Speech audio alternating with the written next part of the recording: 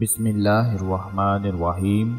अस्सलामुअलैकुम वरहमतुल्लाहि वबरकातुहू। नाज़रीन, वैसे तो हमें दुरूद पाक की बरकतों और हिकमतों के हवाले से बहुत सारे वाक़यात सुनने को मिल जाते हैं, लेकिन आज की इस वीडियो में आपको कुछ ऐसी बातें बताने जा रहे हैं जिन्हें सुनकर आप भी सुबहान अल्लाह कहने पर मजबूर हो जाएंगे और इस वीडियो को देखने के बाद इंशाअल्लाह बड़ी आसानी के साथ अपनी गुर्बत को, तंगदस्ती को दूर कर लेंगे। लेकिन उससे पहले छोटी सी गुजारिश है कि चैनल को सब्सक्राइब कर लें ताकि हमारी हर नई आने वाली वीडियो आप लोगों को मिलती रहे। एक दिन आकाए दो जहां सल्लल्लाहु अलैहि वसल्लम इस्लामी लश्कर के साथ जहाद के लिए तशरीफ ले जा रहे थे। रास्ते में एक जगह पर रुके और हुक्म दिया कि यहीं पर जो कुछ खाना है खा लो। जब खाना खाने लगे तो सहाबा इकराम ने अर्ज की, या रसूल अल्लाह, रोटी के लिए सालन नहीं है। फिर सहाबा ने देखा कि एक शहद की मक्खी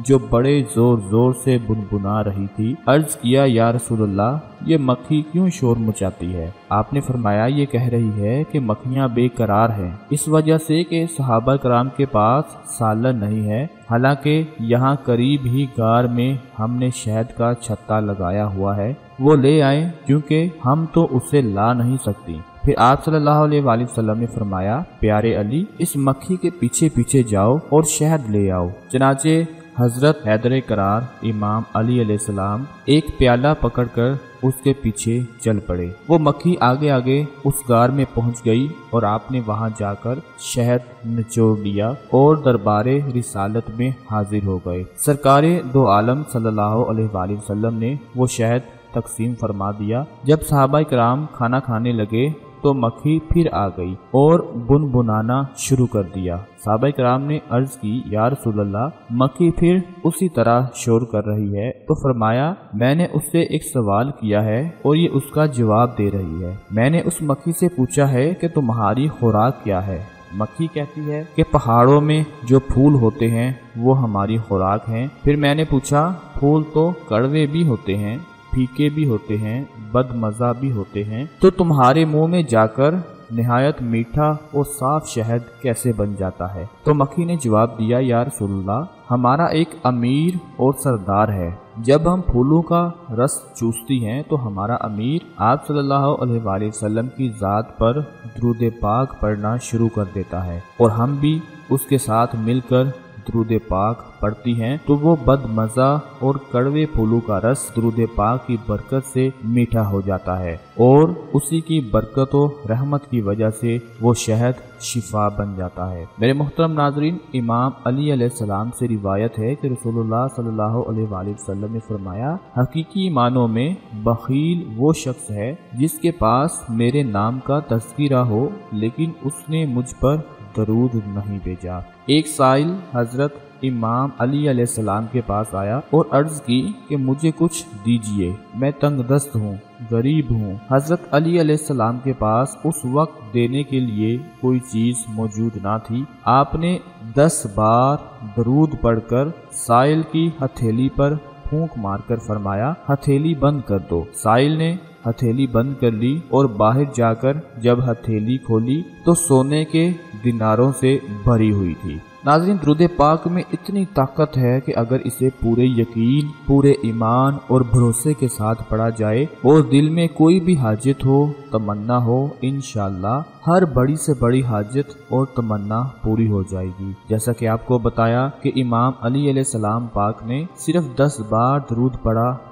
तो उस गरीब और तंगदस्त आदमी के हाथों में सोने के दिनार आ गए। और अगर हम भी अपनी तंगदस्ती को दूर करना चाहते हैं तो हमें चाहिए कि दिन में कम से कम 10 बार दुरूद पाक पढ़ लिया करें और दिल में यही नीयत हो कि अल्लाह पाक हमारी मुश्किलात को दूर फरमा देगा। फिर देखें, जैसे जैसे आप दुरूद पढ़ते जाएंगे आपके मुश्किल तरीन हालात बेहतर होते चले जाएंगे। हजूर अनवर सल्लल्लाहु अलैहि वसल्लम ने फरमाया कि हक ताला ने मुझे वो रुतबे दिए हैं जो किसी नबी को नहीं मिले। मुझको सब नबियों पर फजीलत दी और आला दर्जे मुकर्रर किए। मेरी उम्मत के लिए मुझ पर दुरूद पढ़ने में मेरी कब्र के पास एक फरिश्ता मुकर्रर फरमाया है। उसका सर अर्श के नीचे और पाँव जमीन की तह तक हैं। اس کے 80,000 بازو اور ہر بازو میں 80,000 پر اور ہر پر کے نیچے 80,000 رونگٹے اور ہر رونگٹے کے نیچے ایک زبان ہے